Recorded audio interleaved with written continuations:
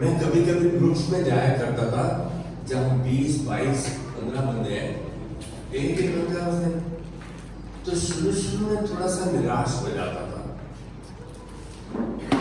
तो प्रभु ने दिन बोला, आज इसी की सेवकाई है, आज तेरे को इसकी सेवा करनी है।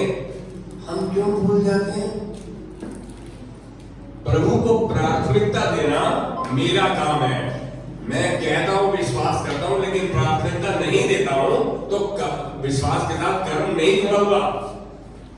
कर्म बिना विश्वास अधूरा है, मरा हुआ है, डेड है। हालेलुया, आमेन, आमेन, आमेन, आमेन।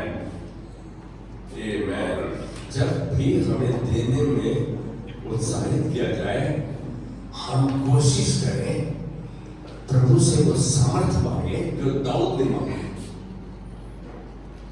कि प्रभु हमको अपनी इच्छा से तुझे इसी रीति से फेर देने की शक्ति मिले।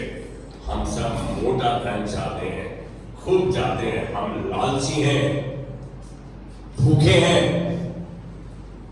बहुत चाहिए मुझे। क्या चाहिए? बहुत चाहिए। क्यों डॉक्टरी करना भाई? मोटे नोट का मामा। तुम्हारे पास्टर की बचपन में एक इच्छा होती थी कि आर्थिक रूप से स्वतंत्र हो, आर्थिक रूप से मजबूत हो। एक इच्छा थी, इच्छा मेरी थी, लेकिन परमेश्वर के सामने परवान हुई। परमेश्वर ने आज अपने दास को तृप्त भी किया है और संतुष्ट भी किया है, ब्लेस भी किया है और ब्लेसिंग का स्रोत भी बना रखा है। तो ये उसका काम है, आपकी इच्छा है। बाइबल में एक आयत है, ये शायद 1:19 हिंदी में बोलता है कि यदि तुम आज्ञाकारी होकर मेरी मानो, या तो जानना चाहते हैं मानने की बात करो, मत बोल। जैसे पैसा नहीं बनेगा तो गरीब हो जाऊंगा, मेरे मेरा खर्चा कहां चलेगा? अरे परमेश्वर को ज्यादा पता है, आपको ज्यादा पता है। एक बार परमेश्वर के प्रति आज्ञाकारी हो जाओ, जो कुछ मर्जी हो जाए। देखो क्या करता है आपके लिए। परमेश्वर के बलवंत हाथ के नीचे, पहला पत्रस 5:6, दीनता से बने रहो ताकि वह तुम्हें उचित समय पर बढ़ाए। हालेलुया। परमेश्वर हमें बढ़ाना चाहता है। और सच बताऊं, एक जरूरत हम सबकी है, पता नहीं आपकी है या नहीं, मेरी तो है, मेरे परिवार की तो है। क्या जरूरत है? हमें बुद्धिमानी और समझदारी हम सबकी जरूरत है? कोई नहीं बोला, किसको सब नारायण यहां पर है, बड़ी बोलते वाला ही है। बुद्धि क्या होती है? नॉलेज। मेरी बात समझ, समझ कहां से आती है? पढ़ने लिखने से। और बुद्धिमानी कैसे बन गई? विजडम कैसे बन गई? जब हमने उस अर्जित की हुई बुद्धि का इस्तेमाल किया, तब वो बुद्धिमानी बन गई। Application of knowledge becomes wisdom. जब आप उस बुद्धि का इस्तेमाल करते हैं, मैं हल्का सा ऑक्सफोर्ड डिक्शनरी में देख रहा था, जो शब्द कोश होता है, उसमें देख रहा था कि नॉलेज, ये शिक्षा, अनुभव से प्राप्त जानकारी, समझ और कौशल, ये नॉलेज है। ध्यान से समझना। और विजडम क्या है? ज्ञान या अनुभव के आधार पर विवेकपूर्ण निर्णय लेने की क्षमता, समझदारी, बुद्धिमानी, अकलमंदी, हम सबको जरूरत है। आज जरूरत है तो मैं एक बात बताऊं, आप इच्छा तो करो, आप इच्छा तो करो। अरे परमेश्वर को पक्का करने का आपसे पहले 2-3 दिन पहले मैं मनोज के मामा जी को याद कर रहा था, और मेरे को प्रभु ने उठाया टेलीफोन कर। अब सबकी कॉल चल रही थी, इसके मामा का मैसेज आ गया, विशिंग अ गुड हेल्थ। मैंने उनको कॉल किया, मैं बोला आज आपके बारे में क्या था? ऐसा प्रभु तो वही बात में सम्मुख तो हो, अपनी विनती तो रखो, किसी दूसरे के बारे में प्रार्थना तो करो।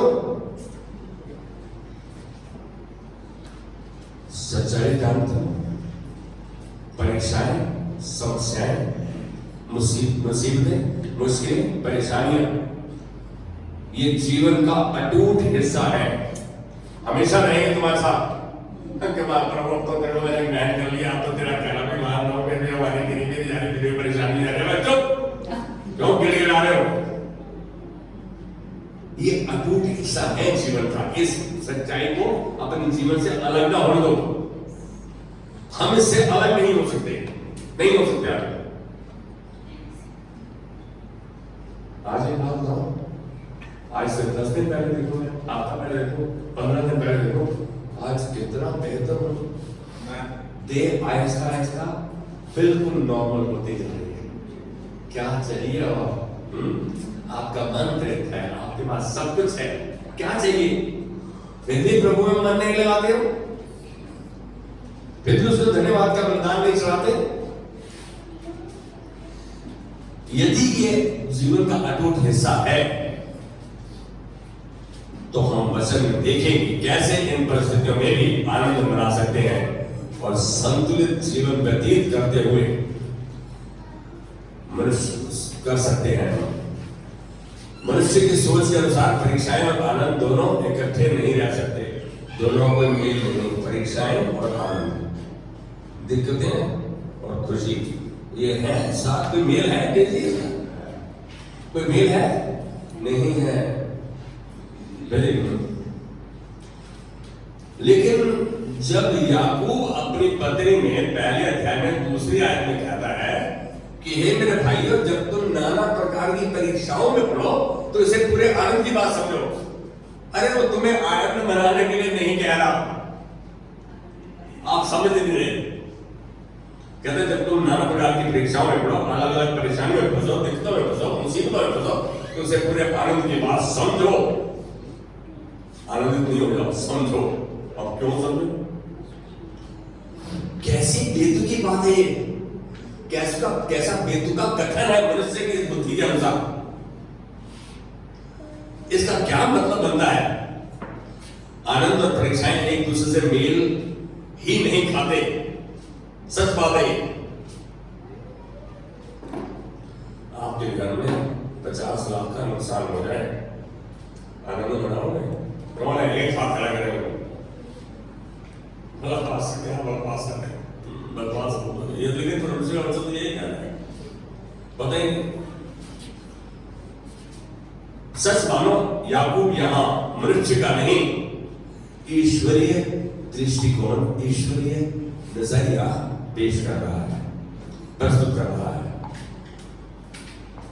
कष्ट उठाने के भी कुछ आश्चर्यजनक लाभ होते हैं। आपको मालूम है? आप कष्ट उठाते हो उसके कोई लाभ होते हैं? होते हैं ना? पता नहीं होते हैं ना? बेटा कोई हाँ बोले, दिवाली कष्ट उठाने के, समस्याओं से घिरे रहने से कुछ लाभ होते हैं नहीं जीवन? अच्छा डिजिटली है।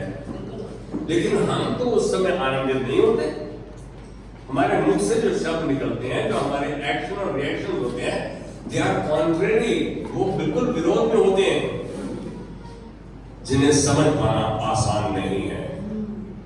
इस आयत याकूब 1:2 में यह समझने की आवश्यकता है कि यह पर हमें कष्टों में आनंदित होने के लिए नहीं कह रहा, बल्कि कष्टों के साथ आने वाली आशीषों में आनंद मनाने के लिए कह रहा है। कष्टों के साथ जो आशीष आएगी उसमें। यार ऐसा कैसे है? मैं अभी हाल में हुए हादसे को ले रहा हूं। जब कोरोना आ गया, सब लोग अपने घरों में कैद हो गए, घर से बाहर नहीं निकल रहे हैं। आपने आपको मालूम है, सहारनपुर की अपनी छत से चढ़कर पीछे पहाड़ों पर बर्फ को देख पा रहा, इतना शुद्ध वातावरण का। कष्ट आ गया, अरे मर जाएंगे, कितने लोग मिले, कितने गायब हो गए। यहां हम देख रहे हैं कि कोरोना काल में सामाजिक दूरी, अपने घरों में कैद रहना, आर्थिक नुकसान। जीवन है तो आप फिर सब कुछ कर सकते हैं। वहां देखा बस मेरा जान चाहे मेरे को कोरोना नहीं हो, यहाँ जो बैठे कोरोना से बचे हुए बैठे हैं, कहीं हम पाया नहीं, थोड़ा बहुत हुआ नहीं, बच गए। जब बैक हो गए काली बनी में, पता ही नहीं लगा। सच में प्रभु उनको शांति दे। हम इस बात को जाने, जीवन ही नहीं है तो कुछ नहीं है। उनसे पूछो कि काली बनी में तो लिपट गए। इस आयत में, इस पद में शब्द समझो का अर्थ क्या है होता है? इसे पूरे आम की बात समझो। समझो का अर्थ क्या है? मूल्यांकन करना, इवैल्यूएट करना, उसको गहराई से समझना, इवैल्यूएट करना, समझो। हम दुख का अनुभव करते हुए भी इसके लाभकारी परिणामों में आनंदित हो सकते हैं। एक उदाहरण दो, आप दुख हो रहे हैं लेकिन फिर भी खुश हो रहे हैं। मैंने बताया सब। जब औरत बच्चा जन्मती है ना, स्त्री, तो पीड़ा कैसी होती है? अरे जीवन और मृत्यु का दौर से गुजर रही होती है, लेकिन एक फिर भी खुश रहती है कि जो मेरे को मां कहेगा, वो पीड़ा सह लेती है। आप समझ रहे हैं? हम पीड़ा को सहते हैं, हम परेशानी को सहते हैं, हम दिक्कत को सहते हैं नहीं। आप ये देखो कि वो उस पीड़ा को कैसे आराम से सह लेती है कि मेरे को कोई मां कहेगा, मेरा बच्चा होगा, मेरा वैश चलेगा, क्योंकि वह उस आनंद का जो उसके बाद होगा उसको महसूस करते हुए पीड़ा सह लेती है। वह उस आनंद को सह लेती है क्योंकि उसके बाद जब आनंद होगा।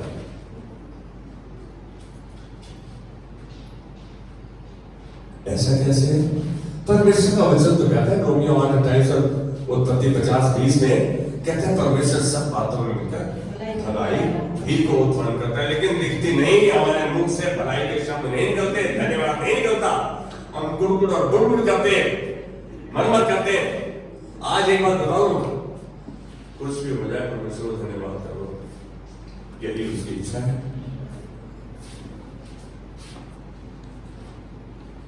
मनुष्य के नजरिए से तो परीक्षाएं चोट पहुंचाती हैं, दिक्कतें लाती हैं, लेकिन भविष्य के नजरिए से हमारी सहायता करती है, हमें तैयार करती है आने वाले समय के लिए। लेकिन ये आशीष जो विश्वास करते हुए परीक्षाओं से गुजरने पर हमारे लिए प्रभु ने रखी है, ये आशीष विश्वास करते हुए जिनसे हम गुजरते हैं, दिक्कतों से, परेशानियों से, समस्याओं से, ये हमें तैयार करते हैं, प्रभु ने रखी है। निर्भर करती है कि ऐसी परिस्थिति में हमारी प्रतिक्रिया क्या है, ऐसी परिस्थिति में हम कैसे रिएक्ट कर रहे हैं, हमारे मुख से कौन से शब्द निकल रहे हैं। मेरे को अभी भी एक परिवार को मिलना है ऐसे, जिसके बच्चे को 105 बुखार है और वो प्रभु को धन्यवाद दे रहा है, प्रभु इसके बुखार के लिए धन्यवाद देते हैं, और मैं तेरे पाक नाम यीशु नाम में बच्चे का हाथ रखती हूँ, इसे चंगा करती हूँ, चंगा होने की आज्ञा देती हूँ, मेरे को 16 तारीख के अनुसार, और फिर डॉक्टर के पास लेके जाती है, देखती है वहां पर देखती है उसका बुखार। आपने परमेश्वर के वचन के साथ बोलिए, आप तो सीधा कहते इसको तो बहुत तेज बुखार हो गया, आपने तो नहीं कहा तेरे कूड़े खाए जाने से चंगा हो गया, तेरे वचन के द्वारा चंगा हो गया, तेरे लहू के द्वारा चंगा हुआ, ये बुखार इसके लिए नहीं है, इसकी देह से इसको निकल जाने की आज्ञा देते हैं। कहां वचन का इस्तेमाल करते हैं? आप अपने जीवन को देखो, 99.9% तो यही कहते हैं, यार मेरे को परेशानी हो गई। आपने कहा कि ये परेशानी इसलिए आई है, जाने की आई है, परमेश्वर ने मेरा दुख अपने कलम में दूसरा पहले ले लिया, मेरी पेन, मेरा दर्द, मेरे दुख सब कुछ उसने ले लिया। हम इस बात को अंगीकार नहीं करते। सच बात है ये। 2 बहनें थी, 2 में से एक तो फेल हो गई, एक पास हो गई। जो पास हो गई वो पापा जी बोले, बाबा जी कसाटा खाऊंगी, हाँ बेटा, और जो फेल हुई थी बोलते मैं कॉर्नेटो खाऊंगी, एक छापड़ मारा उसको, कॉर्नेटो ये है। सच बताओ, क्या फेल हुई को कॉर्नेटो पहले लेके दी उत्साह की किसको जरूरत है? एनकरेजमेंट की किसको जरूरत है? अरे बच्चा नालायक है, फेल हो गया, अपनी जिम्मेदारी क्यों नहीं लेते? माता पिता की जिम्मेदारी कहां लेते हो? हम मास्टर ने पढ़ाया नहीं, बस ऐसी है, हमारे पड़ोस ऐसे, हमारी ऐसा है। दूसरों पर डालने वाली हमारी आदत है, दूसरों को ब्लेम करें, दूसरों पर अपना बोझ डाल दें। ऐसे समय पे जब हम परेशानी में फंस जाए, जब दिक्कतों में फंस जाए, जब तूफान आ जाए, जब नुकसान हो जाए, ऐसे में हमें परमेश्वर की बुद्धि की आवश्यकता है, उसके वचन की आवश्यकता है, उसके वचन को जीवन में लागू करने की आवश्यकता है। ऐसा कोई नहीं है जो परेशानी में नहीं फंसेगा। आपके पास परमेश्वर की बुद्धि है क्या? उसका वचन आपके हृदय में जलदावत होता है, मैंने तेरा वचन अपने हृदय में सजो लिया, मैं तेरे विरुद्ध, ताकि मैं तेरे विरुद्ध पाप ना करूं। कहां है हम? कौन सा स्थान दे रहे हैं परमेश्वर को? कितना समय दे रहे हैं? कितना अच्छा जानते हैं हम उसको? यह जान लो, परीक्षा के समय में परमेश्वर का उद्देश्य क्या है, ये जानने की इच्छा करते हो? प्रभु कैसे भी निकाल दे बस। परमेश्वर का उद्देश्य क्या है? सच में यदि हम संघर्षों से लाभ उठाना, उनसे संभले रहना और उसमें से आनंदित और जयवंत होकर बाहर आना चाहते हैं, तो हमें कुछ सच्चाइयों को समझना जरूरी है। हम ऐसी परिस्थितियों से बाहर आ जाते हैं तो हमें सच्चाई को जानना जरूरी है और सच्चाई पर अटके रहना, चलना।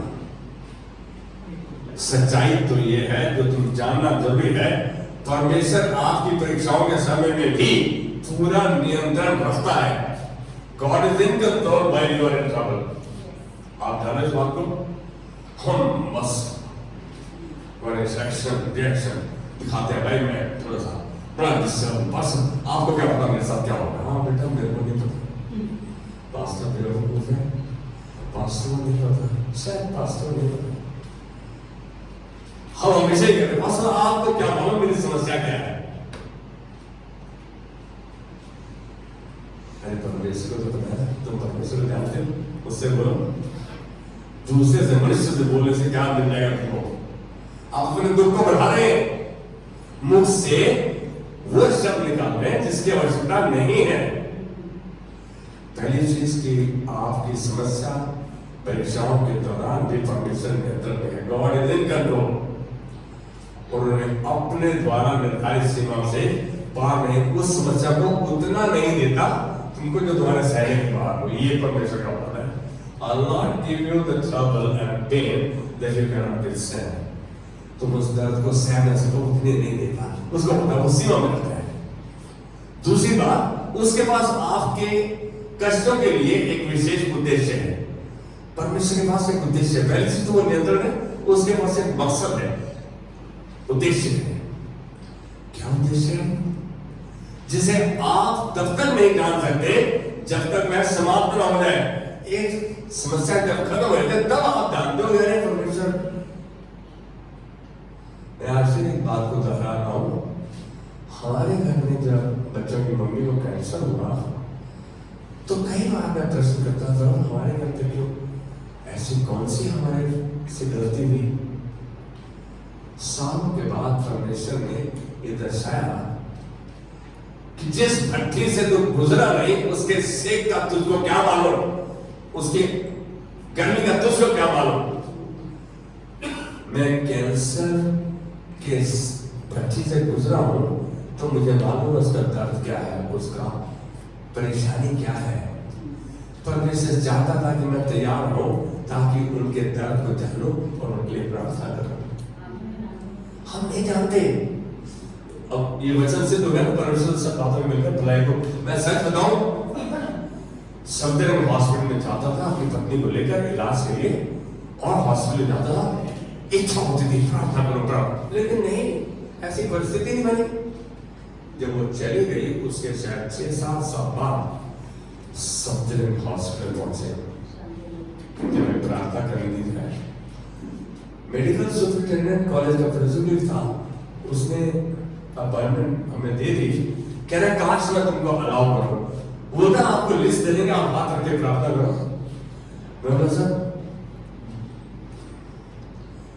परमेश्वर का वचन तो कहता है वो क्रिश्चियन का कि विश्वासियों में चिन्ह होंगे जब वो हाथ रख के प्रार्थना करेंगे, रोगी चंगे हो जाएंगे। तो मैं बोला हम लिस्ट पे हाथ है पर जो बीमार है उसके पर हाथ रखें।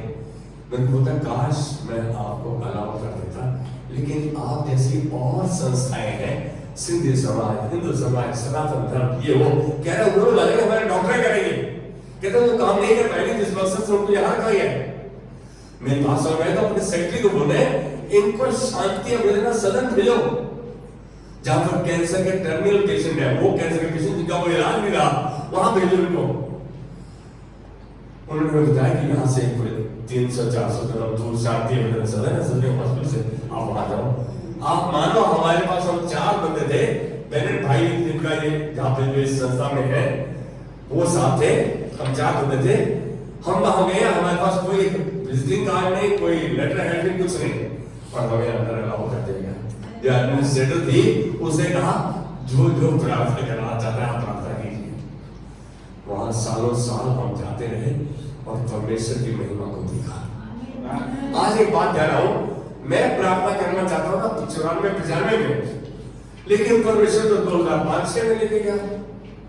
हम उसके समय में जानते क्या हम उसमें बने हुए, क्या उसको जानने की कोशिश करें, क्या उसको समझने की कोशिश करें, उसका उद्देश्य क्या है। आज देख पा रहा हूं परमेश्वर का उद्देश्य हमारे हमको इस समस्या से गुजरने का क्या था, ताकि हम तैयार हो जाए उस समय के लिए, उस मकसद के लिए जिस मकसद से उसने हमें रचा है। यार परेशानी आई ना, ढेर सारा पैसा चाहिए कैंसर के ट्रीटमेंट के लिए।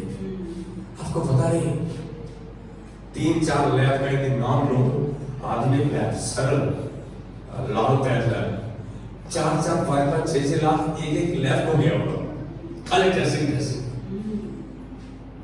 मेरा भाई ने एक बार टिप्पणी कर दी, ये तो अमीरों के रोग हैं, ये तो अमीरों के रोग हैं। अब क्या तो दिया उसने, मुझे बुरा नहीं लगा। मैं आज एक बात कहूं, परमेश्वर ने दिया तो मैं खर्च करने पाया, परमेश्वर ने प्रयोजन जुटाया तो हम सेवा करने पाए। आज एक बात बोलूं, परमेश्वर ने आपके जीवन के लिए और धार्मिकता के लिए सब कुछ जुटा दिया है। आप ये विश्वास करो, आपको मांगने की आवश्यकता नहीं है आपके पास। आप उसके सम्मुख बने रहो, जुड़े रहो वचन से, वचन को जानने की चेष्टा करो और गहराई में जानने की चेष्टा करो, जरूरी है। कितनी अलग बात है। पहली चीज हमने देखी कि परीक्षाओं में भी परमेश्वर नियंत्रण में है। दूसरी बात देखी, और उसके पास निर्धारित सीमा है, उसके बाद वो दर्द नहीं देता। उसके पास आपके कष्टों के लिए एक विशेष उद्देश्य है, वो आप तब तक नहीं जान सकते जब तक वो उद्देश्य तो काम पूरा नहीं हो जाता। ये जान लो सच, ये परीक्षा आपको लाभ देगी यदि आप परमेश्वर के अधीन हो जाओ और उस पर अपना भरोसा बनाए रखो। भरोसे से नहीं गिरो, वो कदम उठाने से नहीं पीछे हटो जिस मकसद से परमेश्वर ने आपको रचा है। आपकी अपनी समस्या है ना, दूसरे की समस्या मिला, पहले उसके लिए प्रार्थना करो। अरे यही तो परमेश्वर चाह रहा है। अय्यूब ने यही तो किया, खुद तो फोड़े थे उसके शरीर पे है, लेकिन जब अय्यूब ने अपने मित्रों के लिए प्रार्थना की तो परमेश्वर ने अय्यूब का सारा दुख दूर किया। हम चाहते हैं हमारी समस्या से हमें परमेश्वर निकाले, दूसरे की मदद करो, दूसरे के लिए प्रार्थना करो, दूसरे के संग हो जाओ। बहुत जरूरी है, परमेश्वर बुद्धि की है। चौथी बात, परमेश्वर की घड़ी आपके विश्वास को खरा साबित करने और उसमें अधिक मजबूत बनाने का एक अवसर है। ये एक अवसर हमें मालूम पड़ा किसी की तबीयत खराब है, हम मौका लेते हैं कि सबसे पहले मैं पहुंच जाऊं उसके पास। यदि कोई आईसीयू में तो नहीं जाऊं, मैं यदि घर आ गया उसको टेलीफोन करके पूछ लो कि क्या मैं आ सकता हूं, उसको जाओ मिलो, उसके लिए विनती करो, उसको ब्लेस करो। आप देखोगे कैसे ये हमारे अवसर होना चाहिए, एक्सक्यूज नहीं होना चाहिए। और समय में बिजी रहता हूँ यार, मैं क्या चलता हूँ। और तुम्हारे पास कौन आएगा? कौन आएगा तुम्हारे पास जब तुम किसी के पास नहीं जा सकते हो? मैं पूछ रहा हूं आज प्रश्न। मेरी मां मेरे को बोला करती थी, शादीशुदा उम्र का था वो, उसकी शादी है, उसकी शादी है, मैं जवाब कर। तो मेरी मां ने बोला तेरी शादी को रहा है, मैं लाइफ से बुला बताओ, पकड़ दी ना, जिसको नहीं आना पता है। आज कितना अच्छा लगता है कि मैं किसी का जाऊंगा तो मेरे यहाँ भी आएगा। आपकी शादी में कोई नहीं आया, कैसा लगेगा? और उसे को बड़े मुझसे बनते हैं, बड़े नारायण है, गाली देते हैं, कौन आएगा? आपका जैसा बीज गया है वही फसल आएगी। हम फसल तो मोटी चाहते हैं, बीज कहाँ है? ये अवसर, मौका समझो। जब आप ऐसे अधिक दबाव को ऐसी शक्ति व आनंद के साथ खेलते हैं जो हमारी समझ के परे है, तो प्रभु आपको संभालने वाली सामर्थ्य को संसार के सामने प्रकट करेगा। जब आप प्रभु के वचन के अनुसार ऐसे समय में जब आप परीक्षा में हैं, आप दूसरे की मदद करें, तो परमेश्वर वो सामर्थ्य आपके द्वारा आप में प्रकट करेगा। वो करेगा क्योंकि आप उसके वचन का पालन कर रहे हैं, आप उससे विनती कर रहे हैं, आप रो रहे हैं, उसको बता रहे हैं, आपकी समस्या का आपके लिए रो रहे हैं, विनती कर रहे हैं, धन्यवाद दे रहे हैं, और बात जो रहा है, प्रभु मुझका मालूम है, तू मेरी विनती सुन चुका, हमेशा हमारी प्रार्थना सुन लेता है, क्यों नहीं आप प्रार्थना करो? बहुत बड़ा औजार है आपके पास, बहुत बड़ा मौका है, अवसर है आपके पास। परमेश्वर आपकी परेशानी का उपयोग आपके चरित्र को मसीह की तरह आगे में करेगा। आपकी परेशानी में आपके चरित्र को निखारेगा वो। जब आप परमेश्वर के वचन को थामे रहेंगे, उसके वचन पर चलेंगे, बुद्धिमानी से चलेंगे। आपने जब सेवा किया ना, मेरे को से बोला पास्टर आप कौन से बाइबल कॉलेज से आपने कोर्स किया बाइबल का? मैं बोला बिल्कुल नहीं किया, लोगों ने सिखा दिया। आप सेवकाई करो, इतना मारेंगे आपको, इतनी बकवास करेंगे कि आप बिल्कुल शुद्ध हो जाओगे, तृप्त हो जाओगे एकदम। हमारे पास एक बहन थी, उसका नाम निर्मला डेजी जानती है, उनके घर में जाया करते हैं, ध्यान से सुनना, आप चुप रहो भाषा जी। अरे भाई मैं उनके घर बुक लेने जाऊं और उनका हाथ चुप रहो, ऐसा महसूस होता था कि भाई मैं यहाँ बोलूं और ये बॉस है। मैंने उसको बोला कमला में कान खोल के सुन, अपने मुंह को बंद रखा कर, तू बच्चों को बोलते नालायक है। मैं बोला ये बनेगा सारे चपरासी, तू बोल रही है, और ये बनेगा अधिकारी। आज विश्वास कर, वैसा बोल जैसा तू चाहती है। और आज वो बच्चे पढ़ रहे हैं, निखर रहे हैं। आप कैसा चाहते हो अपने बच्चों को, कैसा चाहते हो अपनी कलीसिया को, कैसा चाहते हो अपने कलीसिया के परिवारों को? अरे आपके आंसू दिखे भी नहीं किसी को, लेकिन परमेश्वर के सामने कहता मैं तेरे आंसू की कदर करता हूं, इन्हें कुप्पी में संभाल के रखता हूं। आपके विनती, निवेदन, प्रार्थना, धन्यवाद के द्वारा परमेश्वर के सम्मुख उपस्थित हो, ताकि वो शांति जो सारी समझ से परे है आपके अंदर विचारों को शीशे में सुरक्षित रखे उसको। ये उसका वादा है। परमेश्वर आपकी परेशानी का उपयोग आपके चरित्र को मसीह की तरह निखारने में करेगा। परमेश्वर आपके साथ चलेगा परीक्षाओं में भी, आपके साथ चलेगा परीक्षाओं में भी। सच है ये, कोई नहीं बोल रहा। आप लोग मतलब परेशानी मेरी होती है, आप लोग अपना प्रश्न चले जाएगा, तो देख रहे थे कहीं नहीं आया परमेश्वर। पवित्र आत्मा आपको इसे झेलने और इसमें विजय होकर बाहर आने में आपकी मदद करेगा। जब आप पवित्र आत्मा का उसका वचन, वो आपकी मदद करेगा। आपको उसको वचन के थामे रहना है। बात लो, अब निकलेगा तो मैं तेरे से प्यार करता हूँ, राजधानी में आपसे प्यार करता हूँ, लेकिन जिस समय प्यार का समय आया, क्या मैं प्यार करता हूँ? मेरा जन्म नहीं था, ध्यान सुना, मेरा जन्म नहीं था। एक हमारी सोसाइटी से बहन मेरे पास आई, गिफ्ट भी लाई, कैश में पावर बोला। मैंने इसको बोला इंडियन बैंक, इसकी क्या जरूरत थी? घमंड था मेरे पास।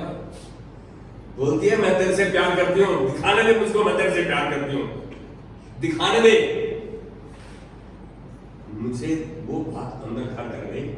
शायद मैंने उस बहन को कभी, चाहे उसका जन्मदिन हो चाहे उसकी शादी की सालगिरह हो, नहीं मिस किया। यार एक बात बोलूं, आपके पास आपके जीवन में कुछ मौके हैं, उनका इस्तेमाल करें। जब जो कुछ कर सकते हैं करें। प्यार करता हूं तो उसका एक्शन का है। प्यार करता हूं मैं आपसे, बेटा हूं आपका, कहां है उसका प्रतिरूप, उसका फल कहां है? मैंने पेड़ को लगाया था, पासा फल नहीं आया। भाई पेड़ लगाया तो आशा करो, इंतजार करो, बाद में फल आएगा। पवित्र आत्मा इन कष्टों में, इन परेशानियों में उन्हें झेलने की आपको समझ देगा और इसमें विजय होकर बाहर आने में आपकी मदद करेगा, यदि आप इन सिद्धांतों को मानते हैं, जानते हैं खाली। यदि आप इन बातों को ध्यान में रखेंगे, परमेश्वर के वचन को, कि परमेश्वर नियंत्रण में है। देव मेरी मदद कर सकता है, गणों मेरी मदद कर सकता है, मनोज मेरी मदद कर सकता है, लेकिन मदद के समय मेरे को मदद चाहिए, मैं इनके पास पहुंचता है। आज एक बात करूं, फेवर मांगने से बिल्कुल नहीं कतराए। मनोज मेरी मदद करो बेटा, मुझे तुम्हारी जरूरत है। आप कहो तो सही, इतना दिन तो हो जाओ। अरे मैं कहते क्या यार, इनको बताओ, इनको दिखता क्या? अरे ये तो मैं पास में दिखता है। सही बात है। तो वो आपको जीवन में, आपके जीवन में कठिनाइयों का उत्तर देने के लिए तैयार करेगा। परमेश्वर आपको कठिनाइयों के समय में आपको उत्तर देने के लिए तैयार करेगा, परमेश्वर तैयार करेगा। अरे उसका वचन, दाऊद क्या बोला है? तेरा वचन मेरे पांव के लिए दीपक है, मेरे राह के लिए उजाला है। मैंने तेरे वचन को अपने हृदय में सिजो लिया है, ताकि मैं तेरे विरुद्ध पाप ना करूं। इतना प्रभु के नजदीक था दाऊद कि उसने इतने भजन संहिता, देखो कैसे प्रभु की, कौन किसी की प्रशंसा में कुछ लिख सकता है जब तक उसने उसको एक्सपीरियंस ना किया, उससे मुठभेड़ ना हुई, उसके साथ बातचीत ना हुई, उसके साथ समय ना बिताया हो। शायद सीमा देव के बारे में लिख सकती है, बोल सकती है कि देव कैसा है, इन्होंने समय बिताया एक दूसरे के साथ। हम भी क्या परमेश्वर के साथ समय बिता रहे हैं? अजीब बात है। ऐसा करने से आप दुखी और निराशजनक होने की बजाय अद्भुत शांति व आनंद का अनुभव करेंगे, दुखी नहीं होंगे। मेरी बड़ी बिटिया मेडिकल का 2 बार क्लियर हो गई, फेल हो गई। फेल हो गई मतलब नहीं एडमिशन,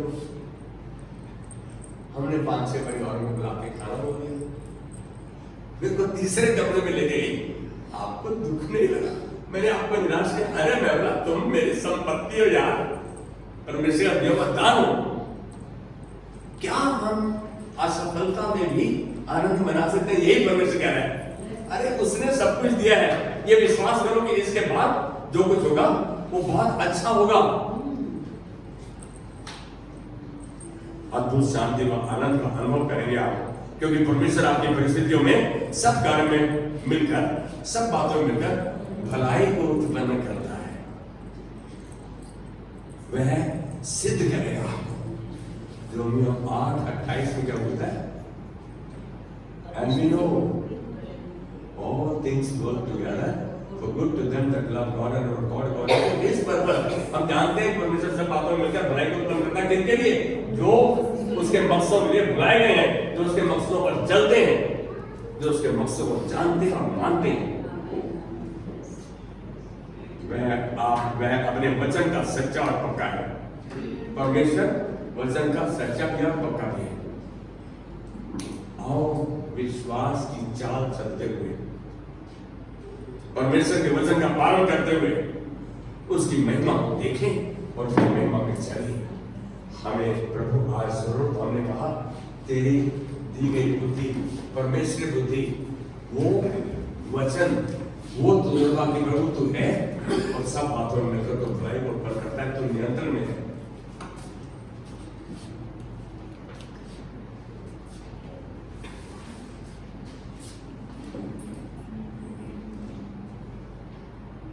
सब बातों में मिलकर परमेश्वर भलाई को उत्पन्न करता है।